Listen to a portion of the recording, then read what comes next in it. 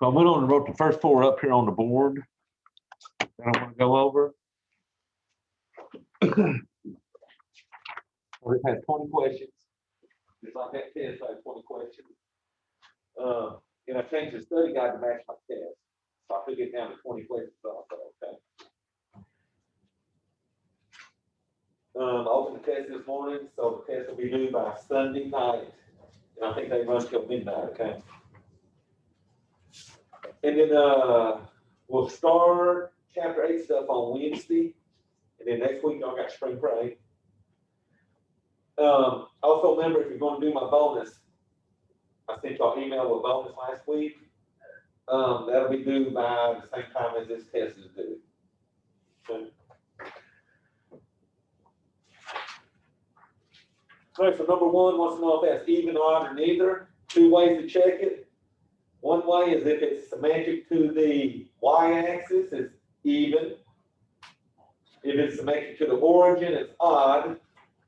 Also, I look at how many times it's touching the x-axis.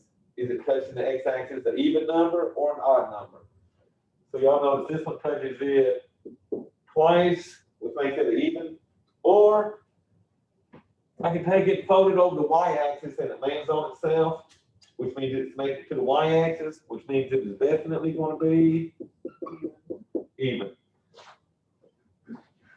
Now, can't miss that one because I think every picture it puts on y'all's test is the same as that picture I got. Okay.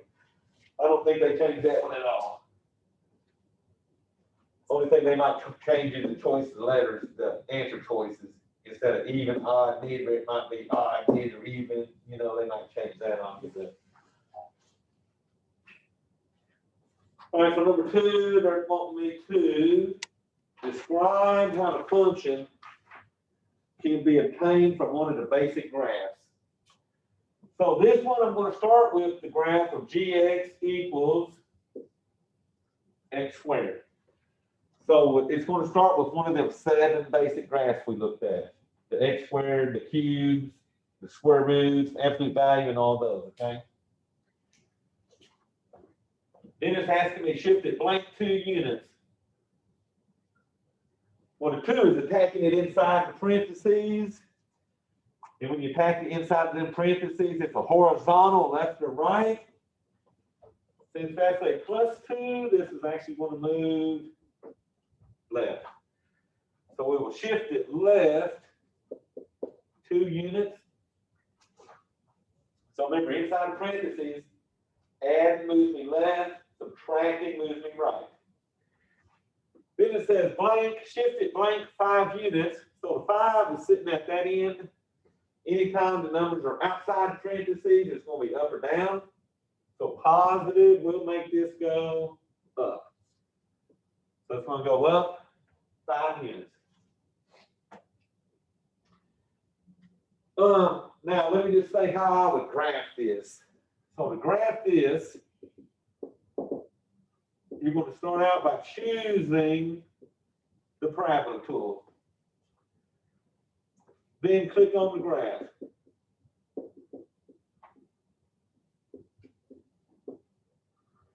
When you click on the graph, it's going to open up your controls, and you should have a horizontal and a vertical.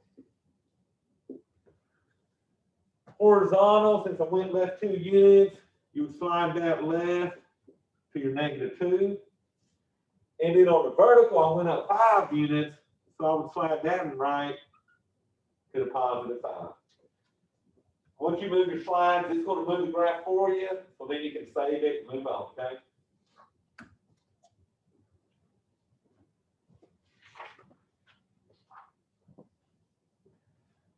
So this stuff I'm doing now was in 7.2 in your notes when we was doing them, okay?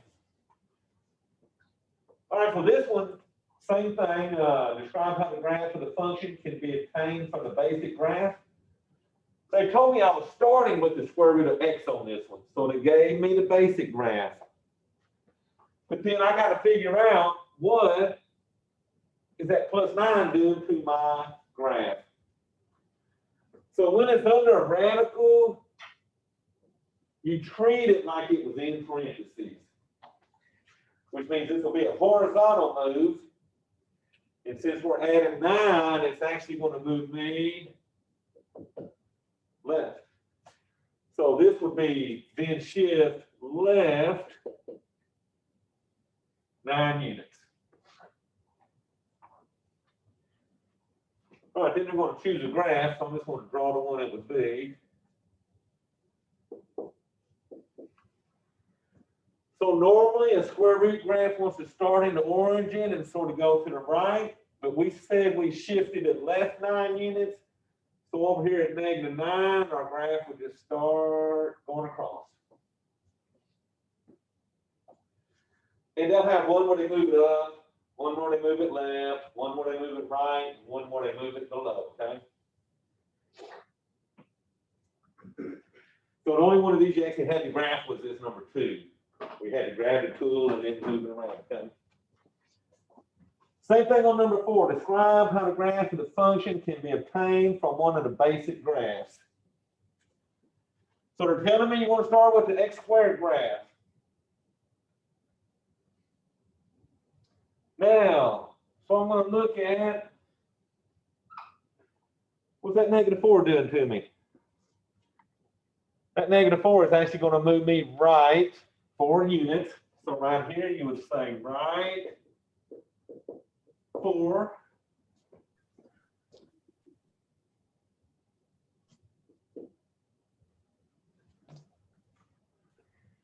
Then reflect across the, well, there's only one axis we've reflected across, and that was the x-axis. So reflected across the x-axis. And then that +3 wants me to shift it up 3 units.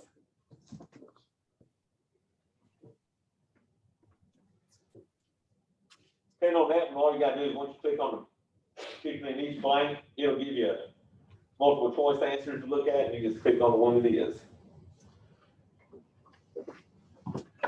So y'all, most of this was out of 7-2, especially 2, 3, and 4, okay?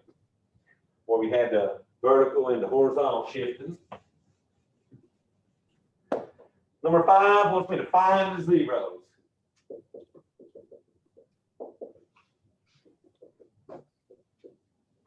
They're giving us f of t equals t squared plus 12t plus 32. I will say 2 ways you can do this one. I'm actually going to set everything equal to 0.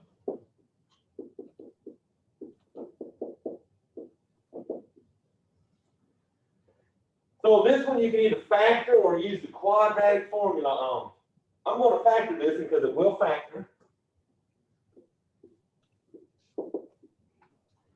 Remember, you can use the quad formula. You can either do it by hand or y'all got a program in the calculator for the quad. You just put in your A, B, and C. I'm going to factor this. T squared in the front means I got a T and a T. That 32 is positive, so both of these will be the same as that plus in the middle. All I need now are factors of 32. That when I add in factors of 32, give me 12. And that'll be 8 and 4. So I just put in my A and my 4. Now remember, if you solve it by factoring, you then got to set both of these equal to 0. And solve each equation. So the first one, I'm going to subtract 8. I get a -8. Subtract 4 from the second one. And get a -4. Okay. Now, I'm going to write the quad formula up here. If you want to do this one by hand, you could use the quad formula.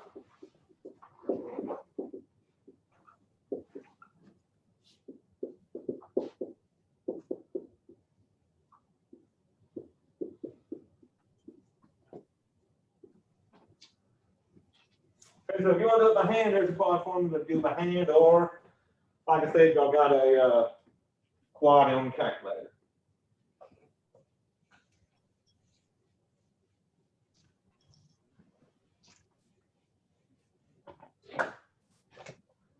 So you only any questions on them first 5 on that?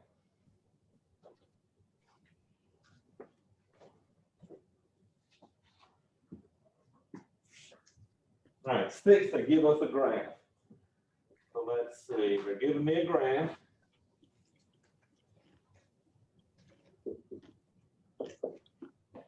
Oh, let's see, 1, 2, 3, 4, 5, that way.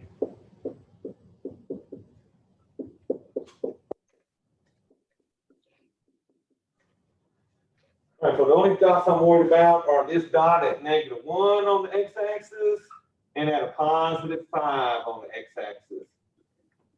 And then we're just going to draw the parabola through them points. On this problem, they want me to use the graph to find the x-intercepts and the solutions. I'm going to do x-intercepts and then solutions. So on x-intercepts, remember, they got to look like ordered pairs.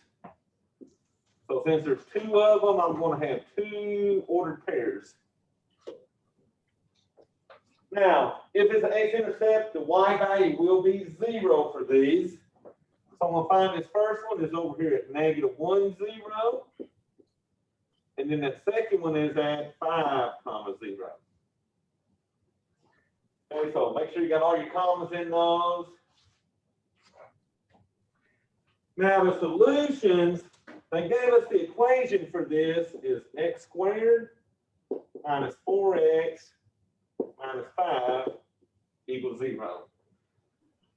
So then they want me to solve that and get my solutions. So once again, y'all can hit that with the quad or factor it. So I'm going to factor that real quick.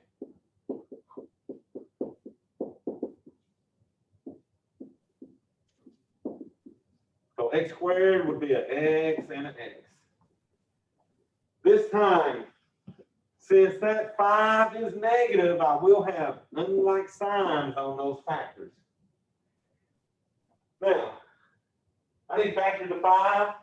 That will subtract to give me a 4. Well, we ain't got one guess on 5, right? The only way to multiply and get a 5 is a 1 times a 5. Just remember, the larger factor has to have the same sign as the middle. So it's going to be a -5, +1. And then, just like I did here, take both of them, set them equal to 0 to get them solutions. So x plus 1 equals 0, x minus 5 equals 0. So on the first one, we're going to subtract 1. I get x is a -1, which is the same x value as my first x-intercept. Second one, I would add 5 and get x is a +5, which is also equal to the second x value of the second x-intercept, okay?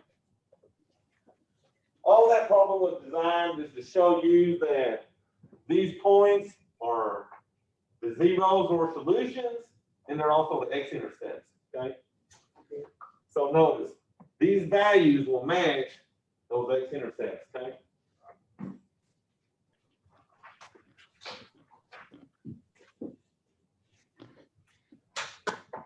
All right, questions on that? So y'all good online? Oh, I got another one online too. No, we're good. All right, so let's get into the 2 word problems. One deals with a wire, one deals with a ladder. And y'all seen both of these before. So number 7 says a wire is stretched from the ground to the top of an antenna tower. So here's my antenna tower, and I got a wire stretched on the ground. The wire is 30 feet long for me. Then it says the height of that tower is 6 feet greater than the distance D from the tower's base to the end of the wire. So here's the base. So from here to the end of that wire is D. And then they said the height of my tower was 6 feet more. So this will be B plus 6. So y'all are going to set up the same way. The only thing different is that 30 is probably going to be another number. And then that tower is probably going to be something different than 6. Okay. I want to find the distance D and the height of the tower. So find D and the height of the tower.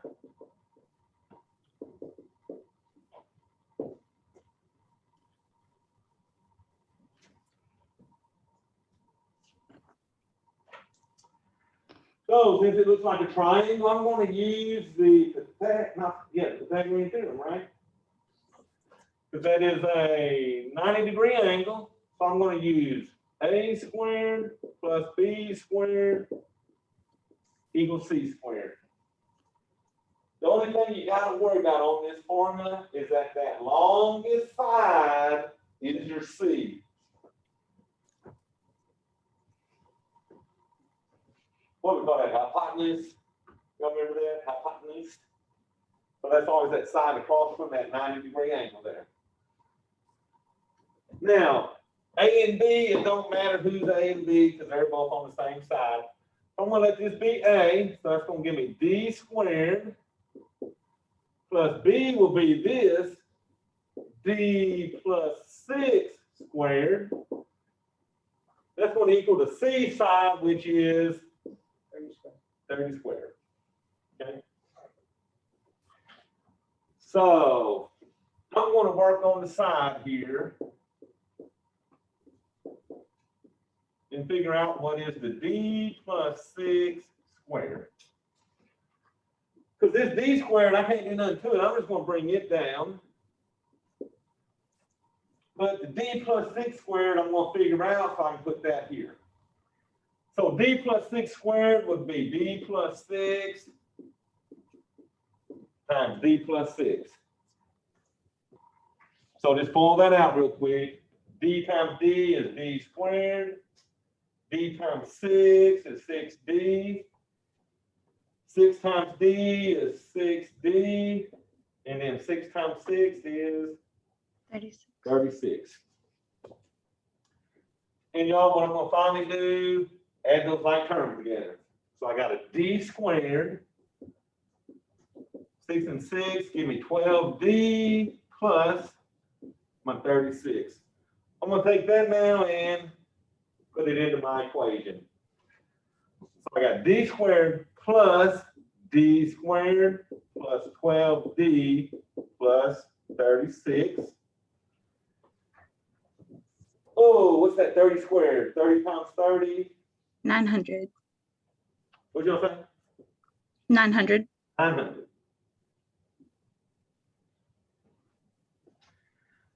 All right, so since I got these D squared terms, I'm going to get everything on one side equal to 0.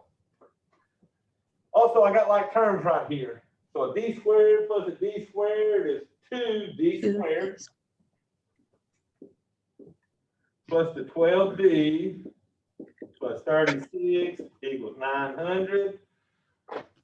And y'all to get a 0 over there, I'm going to subtract that 900 from both sides.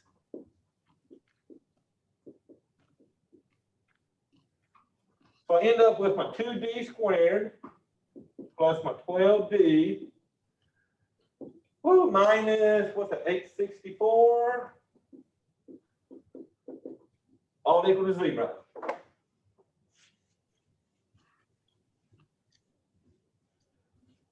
So here's a question. If I wanted to, what could I use to solve that now?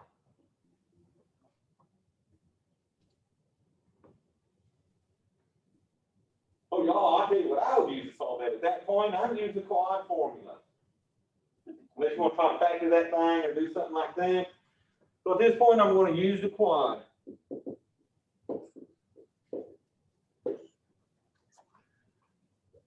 So here's the question. Is anybody doing quad formula by hand?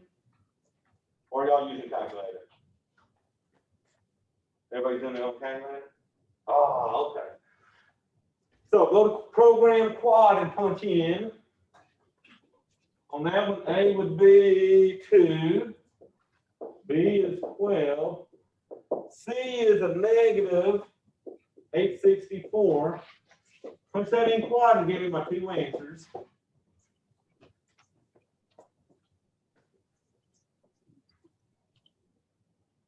So y'all should get 1 positive and 1 negative. Because I know that since C is negative, I already get 1 of each sign.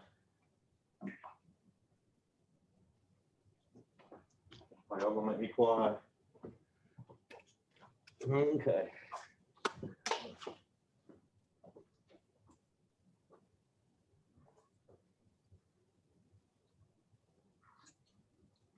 All right, so I went program, then down to quad. A was 2, enter.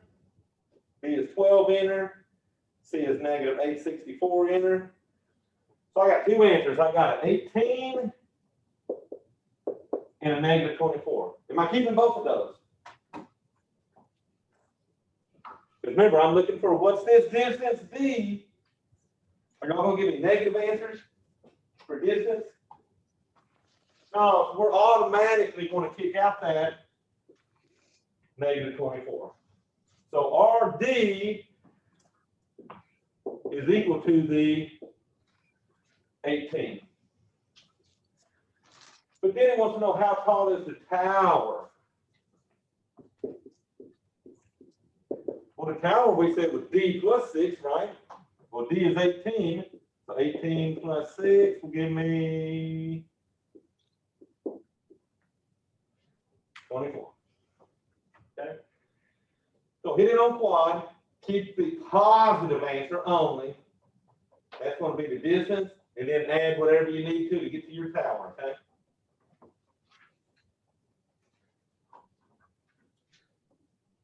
Oh, and then I got one with the ladder leaning against the wall.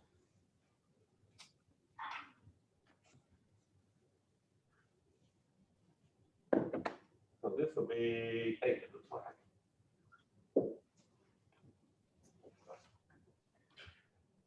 So the foot of an extension ladder is 7 feet from the wall. So here's my wall over here. And we got a ladder leaning on the wall.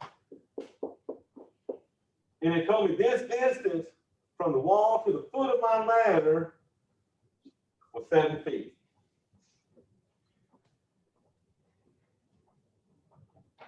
The height that the ladder reaches on the wall and the length of the ladder are consecutive integers.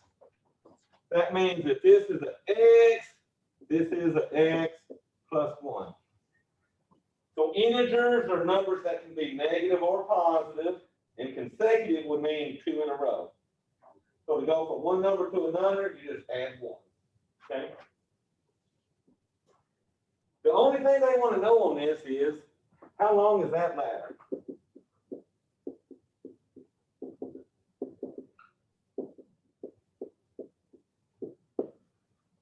Okay, so when you find X, don't stop there because you got to get the ladder, not the wall, okay?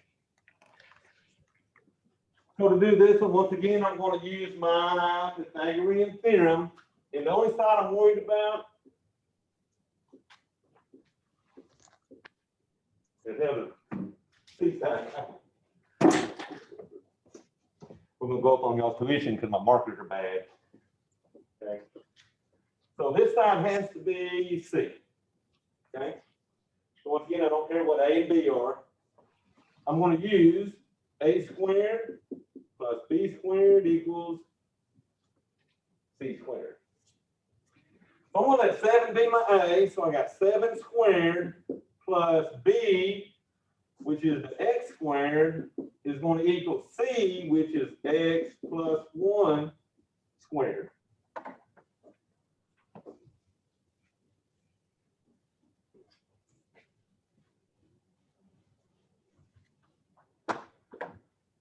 So the part that bugs me really is the X plus 1 squared. We're going to have to FOIL that out. So side work on this one is the X plus 1 squared. Write that twice.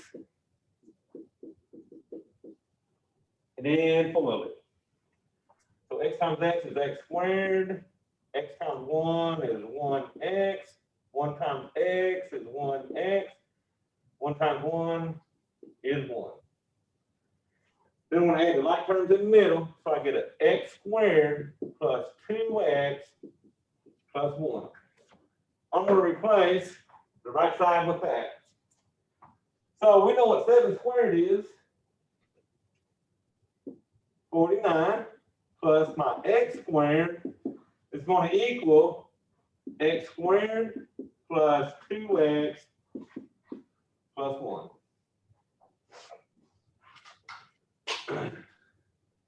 So here's what I like about this one. Anytime you got the same thing on both sides, it's really going to cancel out. Because let me move these x squareds and get them on the same side. Y'all, x squared's gone. It cancels out on both sides. So you're going to get 49 equals 2x plus 1. And then we can solve that pretty quick, right? So let me move that over here. So 49 equals 2x plus 1. I'm going to solve that in 2 steps. I'm going to subtract 1 from both sides and then divide by 2. That gives me 48 equals 2x. And then we'll divide by the 2.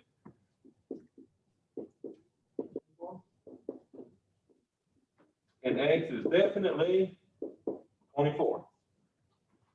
So remember, they didn't care what x was. They only want to know what is the length of my ladder. So my ladder, we said, was equal to x plus 1, which would be 24 plus 1, which means my ladder is 25. Okay.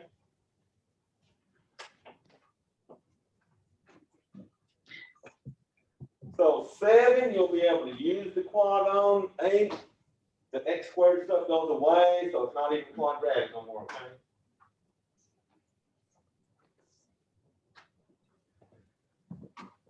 All right, let's see, number 9. Okay, with 8. All right, so 9, I'm just going to draw this real quick.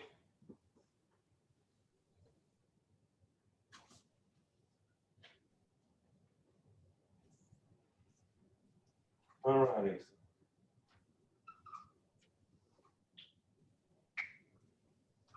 They're giving me this point is 2, 4.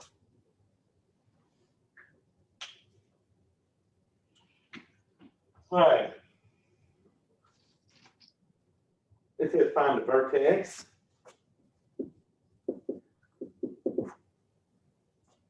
Axis of symmetry.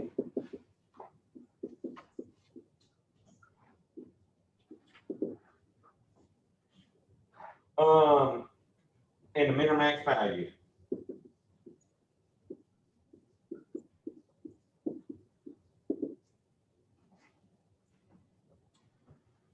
All right, so they're giving me everything I need. That 0.24 is everything I need because that is my vertex. So when I do my vertex, it's got to look like the ordered pair. So that'd be 2, 4. So that's that point right there. The axis of symmetry is x equals whatever the x value is. So that'll be x equals 2. And you know, you got to put that whole thing in there. You got to put the x equals on everything. And then the min-max value is the y value, and my min-max value is that positive 4. So I like that. They gave me everything I needed on that one, okay?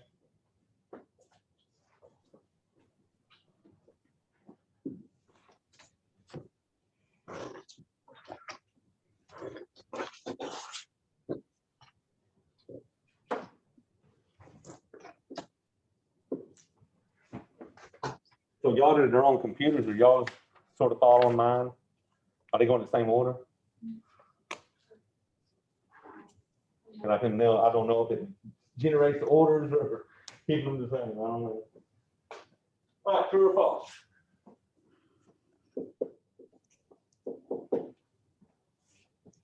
The graph of h of x equals X plus 2 squared can be obtained.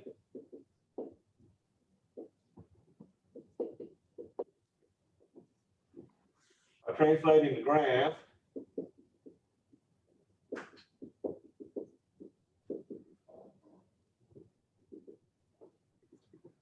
H of x equals x squared left 2 units.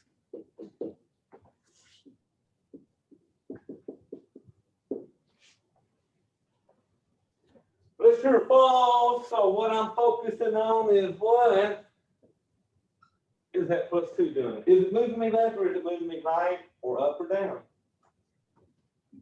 So we said if it's in parentheses and we're taking that x inside parentheses, it's left or right. If it's positive, it'll move it left. If it's negative, it'll move it right. So this will move me left, which is what they said. So definitely true on mine, okay?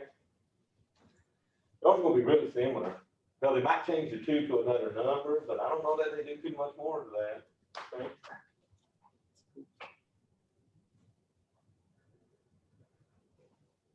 All right, I'm going to start 11 right here.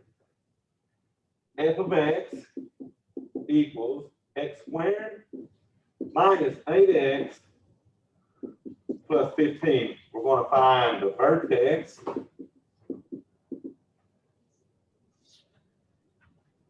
Min or max and that value.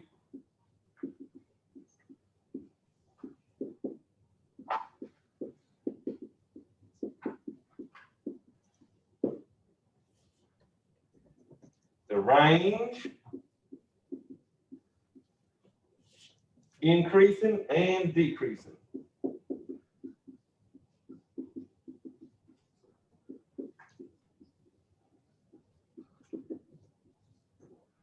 So this one had the most on it as far as parts. I'm going to start out by that vertex. So I'm going to find my vertex first. So to get the vertex, I got to find my x value and my y value. To find the x, we do negative b over 2a. All right, so let's see, what was my b? My b is a negative 8. So that's going to give me a negative 8 over 2 times a, which is 1. So that gives me 8 over 2, which gives me 4. So the x value is going to be 4 no matter what. To find the y value, I find f of that 4. So take this equation and put a 4 in. So you got 4 squared minus 8 times 4 plus 15. So once I figure that out, that'll give me the y value. Well, some of y'all look like y'all are getting on the vertex formula. Is it giving you the numbers I'm getting, 4 comma something? I mean, I just went to graph and opened up the table of contacts. Oh, yeah, you can do that. Trying it And it'll get you. Only thing is sometimes if they ain't right on them points, it might be like fractional answers or something. All right, so let's see. 4 squared is 16 minus 8 times 4 is 32 plus 15. When you add all that, you should get a negative 1. So your vertex will be ordered pair 4 comma negative 1. So next, it wanted to know the axis of, no, I needed the min or max. Since that is a positive 1 in front, it's going to be a minimum.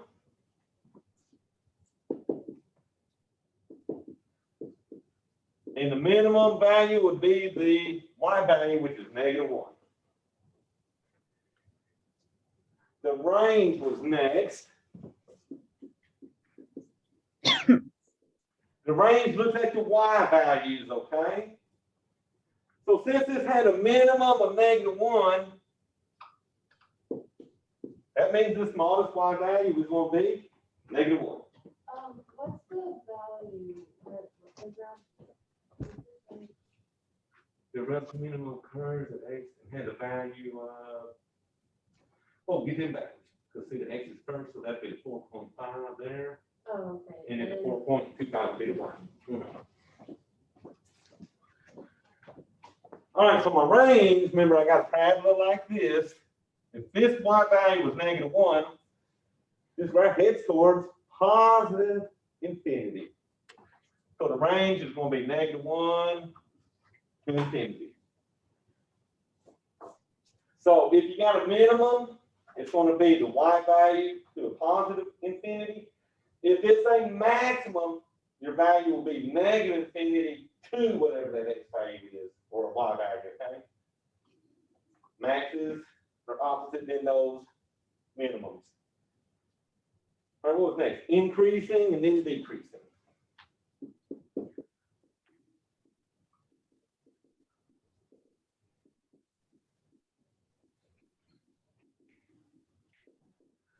So the range deals with the y values, increasing and decreasing, we're looking at the x values. So remember, you got a minimum here. That minimum occurs at the x value of 4, right? So increasing will be starting at the x value of 4. Once I hit x value of 4 and head to the right, I'm increasing as I head towards. Infinity. Oh, one minute, right there. It's decreasing. So it's decreasing. You're coming in from the left, and you're decreasing until you hit that x value of 4. So the x value of 4 will be second. But where's it coming in from? Negative infinity. And then close that off. Okay? So your increase and decreasing together got to go from negative infinity to positive infinity, okay? You just got to figure out what's that one point where it's crossing over. So range is always the y values, increasing, decreasing, and domain are always x values, okay? All right, next is toy rocket next. I think so.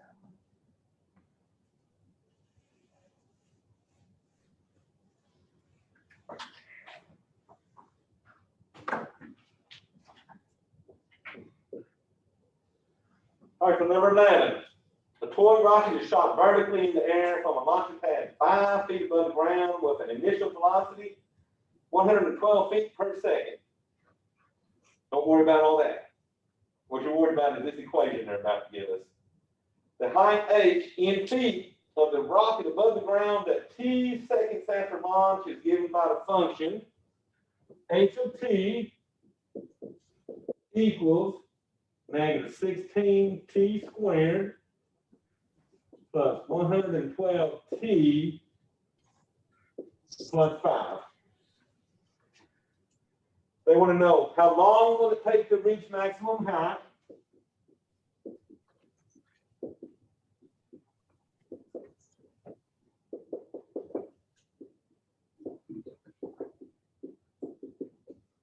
And then they want to know what is the maximum height?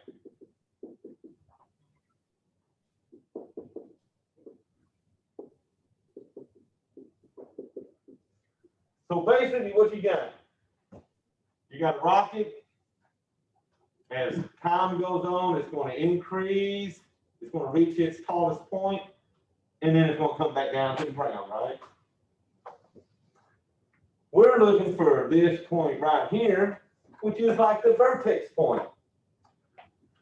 So I'm going to find that vertex. So the x value will equal the time. The y value will equal the height. Okay, so remember that. X equals time. Y equals the height. So I'm going to use my vertex formula. So to get the x value, I'm going to do negative b divided by 2a, which is negative 112 divided by 2 times that negative 16. So all my negatives are about to cancel. Oh, I got the calculator over here. So this is basically a negative 112 divided by negative 32. Negative divided by negative, we'll make that a positive. So now let's see what we get there. I'm gonna make it 3.5.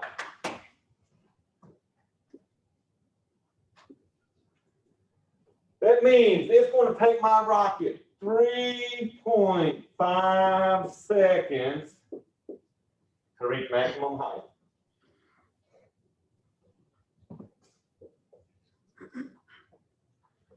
Now, to find that maximum height, I'm going to find the y value, which means I'm finding f of 3.5. Oh, not f, I'm finding what? H. H of 3.5. It's going to equal negative 16 times 3.5 squared plus 112 times 3.5 plus 5. Then y'all can put that straight in the calculator like it looks. Negative 16 parentheses 3.5 square that plus 112 times 3.5 plus 5 at the end. I'm getting my 201. 201.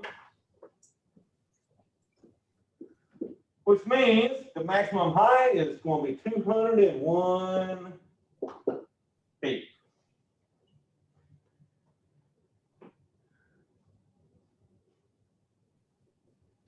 Then what's going to happen? Once my rocket hits 3.5 seconds, it's probably out of fuel. So it's just going to plunge that down to the ground. That gravity is going to take over at that point. Okay. But these were the numbers I needed: the 3.5 and 201. Now y'all make sure y'all don't get them backwards, because 201 seconds would be quite a while. And it wouldn't be very high if it only went 3.5. Hell, if it only went 3.5 feet, it'd be lower than the launching pad started, right? But your rocket ain't doing very good.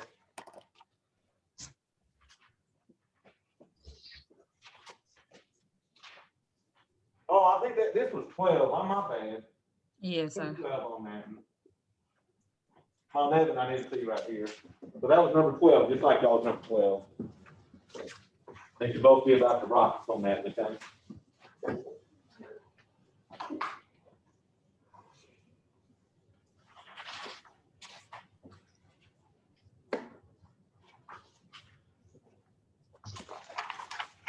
So any more vertex questions or kind the rocket? No good? The y'all's little rockets will be similar, but it might have different heights on the rocket pad, and the negative 16 t squared will be the same because that's gravity. But the 112 and the 5 might be the numbers they change on y'all. All right, y'all, moving on then. 13, find the domain.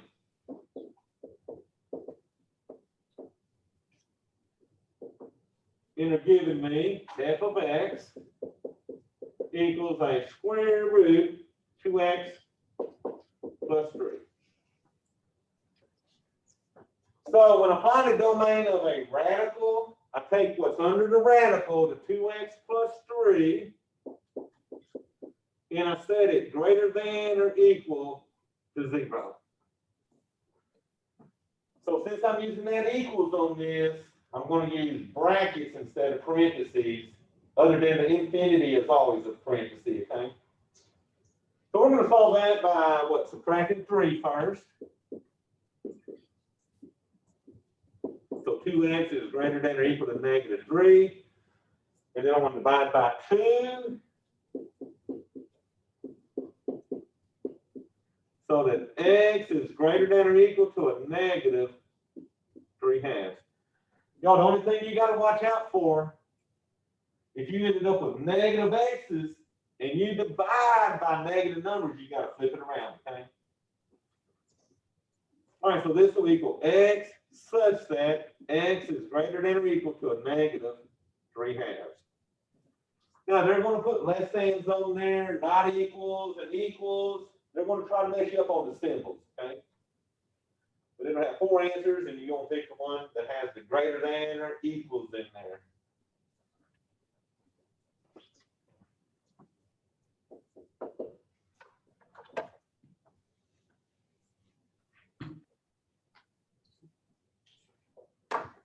All right, 14, we're gonna graph f of x equals square root x minus 4.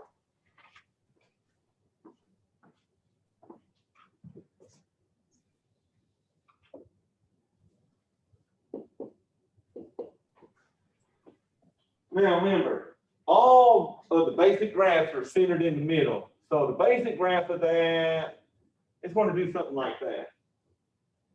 But what I need to know is, what is that minus 4 doing to my graph? So remember, anytime I attack those x's, it moves me left or right. If that's a negative 4, it's actually going to move me right. So you want the picture that looks like it went right 4 and then started. So that was my basic graph, and it's gone. So y'all, they'll have a picture where they move it right, they'll have a picture where they move it left, they'll have a picture where they move it up, and a picture where they move it down, okay? Also, plug in on your calculator. Go to y equals, put in a square root, and then an x minus 4 under it.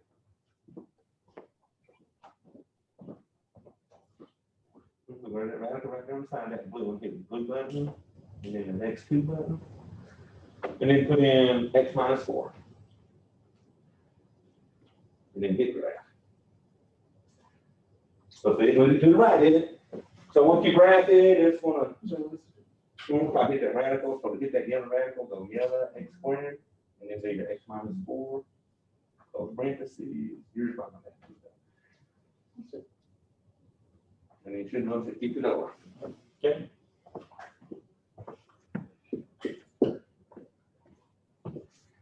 This here's another one. You're going to graph this one. We're going to graph g of x equals square root 8x minus 6. So let me see. If you graph that, so y'all graph that one and see if you end up with something that sort of looks like that. I want to see what y'all pictures look like. So go back to y equals, and then hit that. Get clear real quick. Get that radical first. So hit blue x squared, and then put in a 8x minus 6. Yes. Don't sound right. You good? Yeah. So love that technology. What they do on this one, they put one like this, they'll put one on this side, they put one down here, they do weird stuff to them, okay? But yeah, on those, the easiest thing is just graph those 2, and then pick out that graph and be done, okay? Because it's going to give you 4 pictures for these graphs.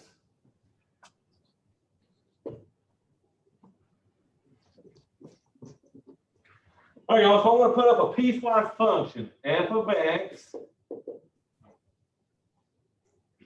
will equal x minus 6 for x less than negative 3. It'll equal 5x for negative 3 less than or equal to x less than 1. It'll equal x squared for any x greater than or equal to 1. So my question, which equation would we use to find f of 1? Now, I don't want you to find f of 1. I just want to know which one of them 3 equations would I use to find f of 1. So look at the domains here. Is 1 less than negative 3? Is 1 greater than negative 3 but less than 1? Well, no, 1 can't be less than 1, right? So right here, is 1 greater than or equal to 1? So yes, I would use this is my domain. So the equation I would use would be x squared. So you didn't have to actually evaluate it. They just wanted to know which one of those equations you'd use, okay? Can you do the ones where it's like x minus 6, and then you have 5, and then x squared? So like the middle one would just be 5 for, x. Yeah, if I had 1 in it. Oh, no, you're talking about what I'm about to do. Oh, okay. I got a constant term in the middle on the one I'm about to do. Yeah, I had like a 4 or 5 in the middle. Let me see what I had on that one. So this is what, 17.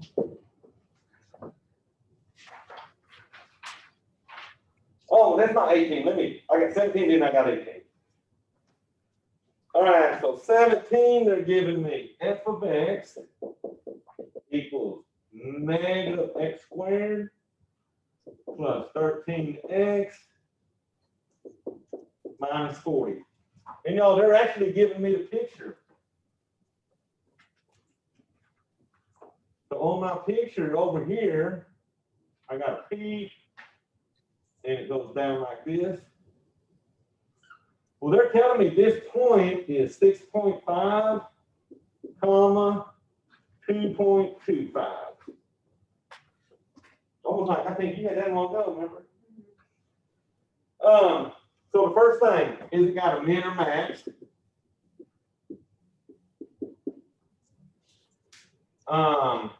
Then it wants the increasing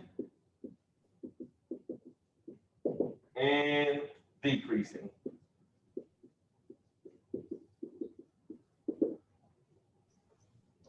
So it definitely got a maximum because it's got a peak. So I've got a maximum. The maximum value is 2.25.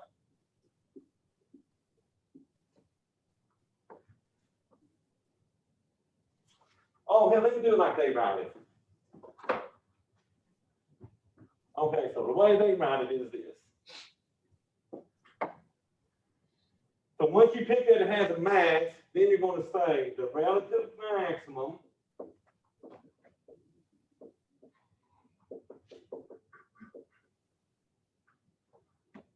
occurs at x equals blank and has a value of blank. So the x value that happens then is what?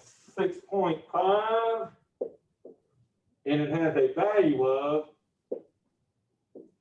2.25 on mine, okay? And y'all, this is the point you're looking at right here. It's got everything you need.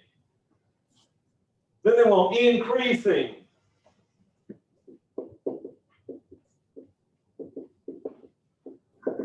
Well, it's increasing on the left side because I've got a maximum. So it's increasing as I come in from negative infinity until I hit this x value, which is 6.5. So that x value is your crossover from your increasing and decreasing, okay? So then it's decreasing on the second part of my graph. Once I hit that 6.5, I start decreasing until I head towards infinity. So just like the one while ago, this increase and decreasing got to go from negative infinity to positive infinity, okay? Okay. And let's see, that's all we needed, right? The maximum occurred there. Yeah. I think you mixed up with which one on the half bracket, which one on the half. Oh, so the only time you're going to use a bracket is when you're looking at the domain of the radical I had a while ago. So the only one that's going to have a bracket for y'all is going to be number 13. But it didn't even make me use brackets, did it? It just had me pick out the answers. So let me see, range is the only one that's gonna use brackets, like I used on number 11. So range can use brackets, increasing and decreasing, always gotta have parentheses, okay?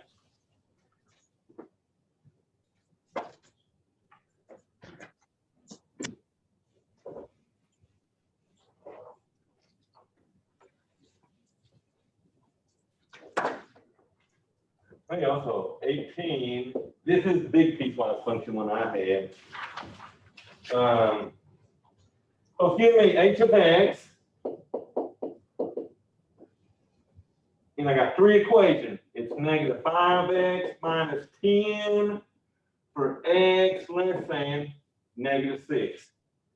It equals 4 for negative 6 less than or equal to my x less than 4.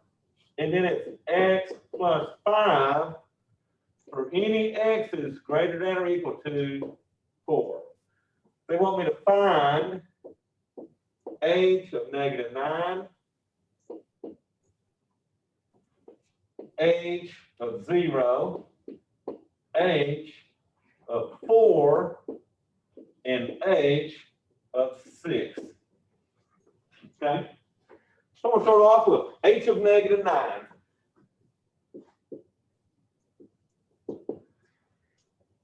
So is negative 9 less than negative 6? Yes.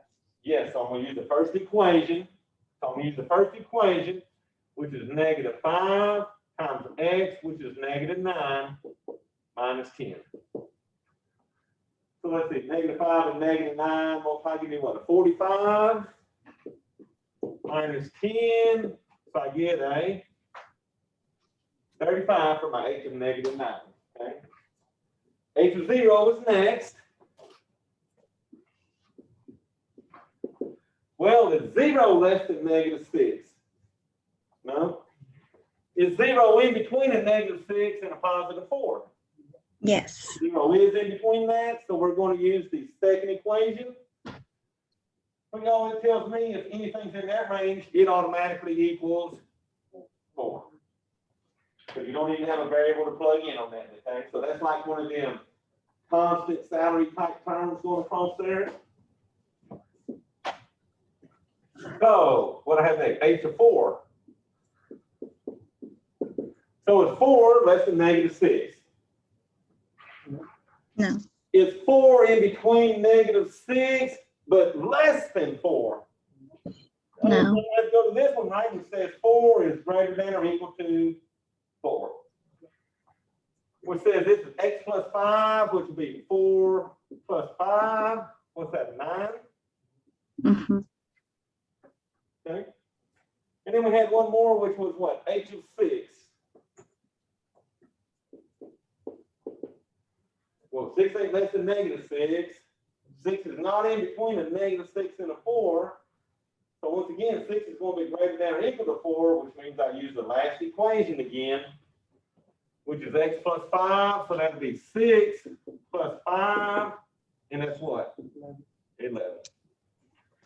So on that problem, you got to go and look what domain your number fits in.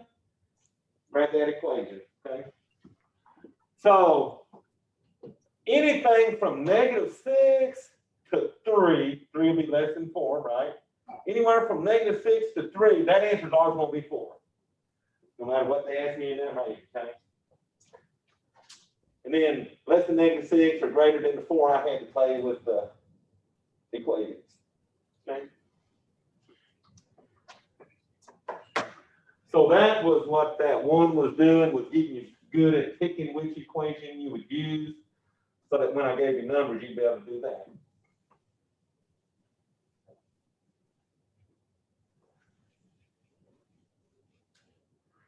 Oh, the new stuff should be 19 and 20. The new stuff was that difference quotient, f of x plus h. So I'm going to write it up here. F of x plus h minus f of x all divided by h. So 19 and 20 use that. So 19, they're giving me f of x equals 2x plus 9. And then it says construct and simplify the difference quotient. So look here, they're giving you the f of x. The h is always in the bottom. All we got to do is figure out that f of x plus h first, okay? So I'm going to figure out what is f of x plus h. Which means take this equation, 2 times your x plus 9. In place of that x, I'm going to put what?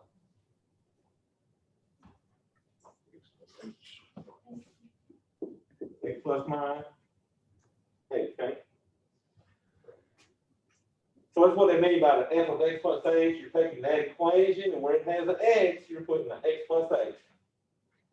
Then I got rid of parentheses by distributing the 2. So that gave me 2x plus a 2h plus 9. Can you go any further with that? No, don't make terms, right? So now I'm going to plug this all into this formula. F of x plus h minus f of x all divided by h.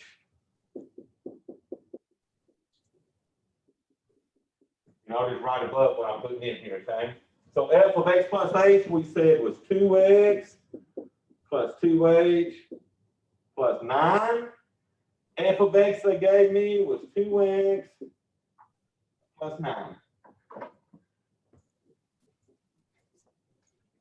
So what I'm going to do is I'm going to get rid of parentheses and I'm going to distribute my subtraction through the second parentheses.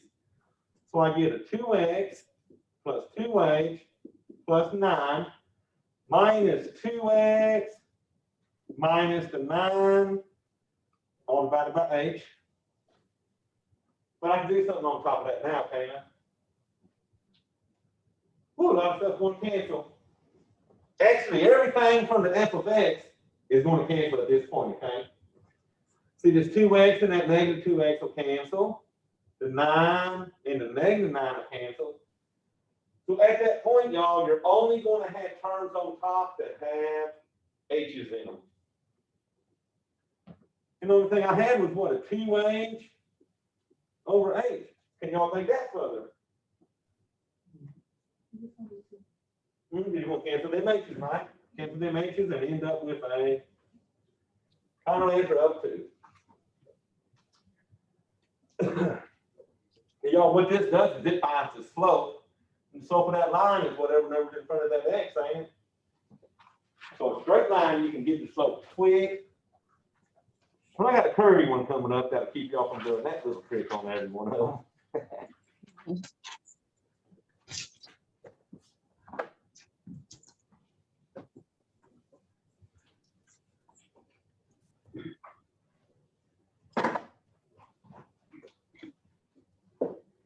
Now, what's nice on these, if you have FOILed the x plus h squared before for homework, it's still going to be the same. If you had to do an x plus h cubed, that would still be the same. So let's see what they're giving us on this one. So we're doing the same thing, f of x plus h minus f of x all divided by h. This time, y'all, they're giving us f of x equals a negative 5x squared plus 2x plus 7.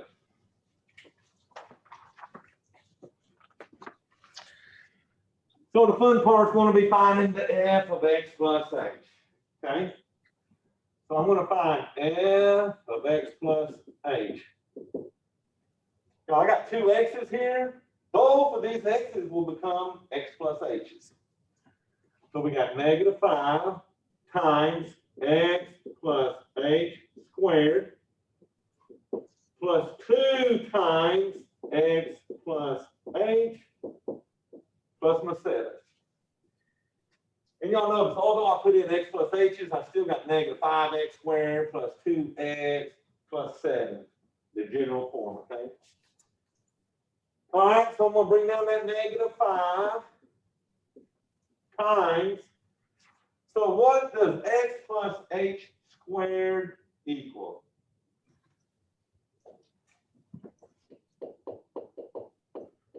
So here's my side work. None of y'all say that in your notes. Same. So say this in the notes now because you'll use it on my test. X plus h squared is an x plus h times x plus h. X times h is, x times x is x squared. X times h is a hx. H times x is a hx.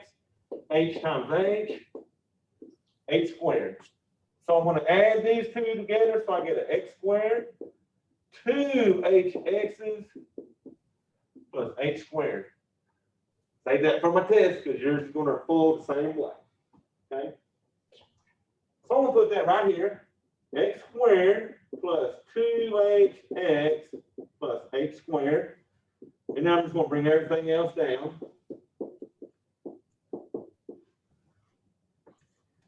The only thing I did on that whole step was just foiled out that x plus h squared stuff. Now, I'm going to distribute a -5 here and a 2 there. And see what I get without these parentheses. So -5 x squared minus 10hx minus 5h squared. So that's the first parentheses. Second parentheses, I'll now get a 2x plus a 2h plus my 7. So that's f of x plus h. Do you got any like terms in there?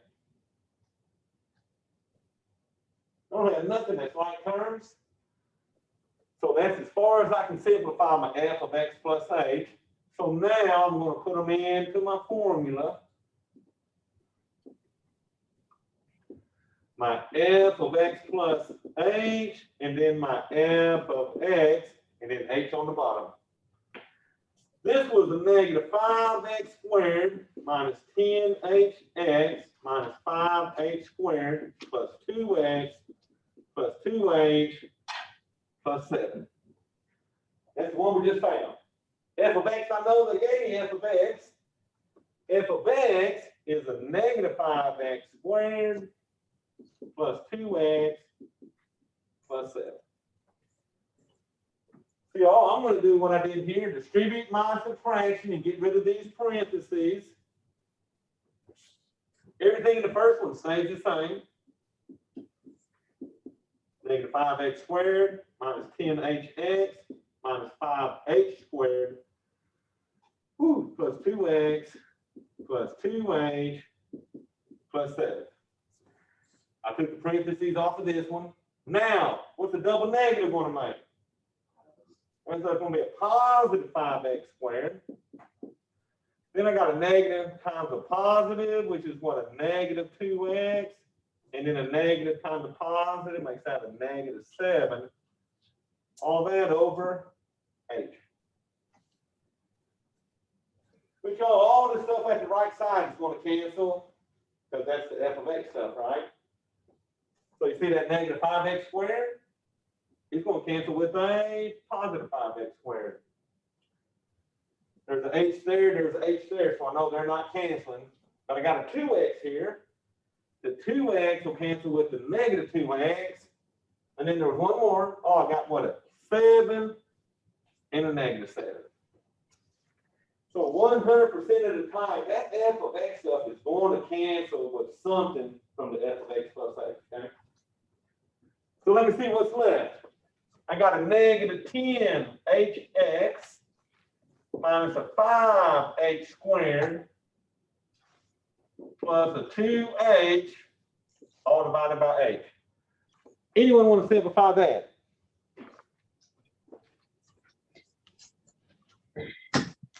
-10x minus 5h plus 2.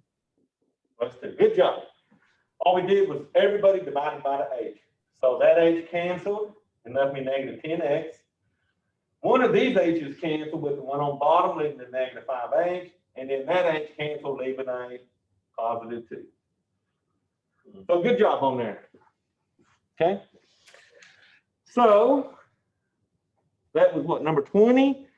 So those are the 20 questions y'all are going to have to look forward to. Okay. So now I would play with that study guide first. That way you'll see how to put all your answers in, and that study guide will let you do it as many times as you want. But at least do it once before you do my test.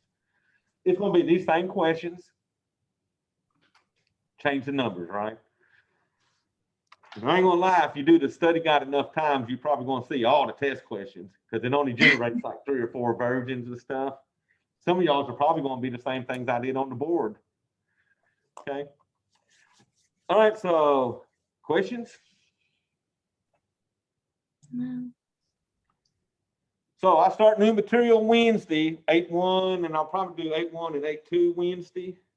Okay. That way y'all got something to do while y'all at the beaches next week, right? Who's going out of town? Any of y'all? I Beaches? am. Oh, they got that big beach down there. Y'all probably going to. Okay, down by Galveston, ain't it? Padre Island or something like that.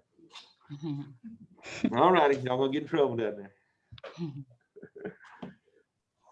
All right, y'all. So if nothing else, I will get this video out as soon as I can, and I will see y'all Wednesday. So good luck on my test. It's due by Sunday night at midnight. And so. Okay. Thank you. Thank you. Yeah, they're already open. Homework, I sort of already got all open. The only thing I really gotta keep unopened is them tests. Because they gripe at us if we leave everything open, then they say, well, this ain't a correspondence course. Because people get through and work through them, you know, and so I gotta keep you on the timeline, I guess. All righty, y'all, so. Let me make sure. All righty, so I got all y'all, so I'm gonna stop my share and quit our video.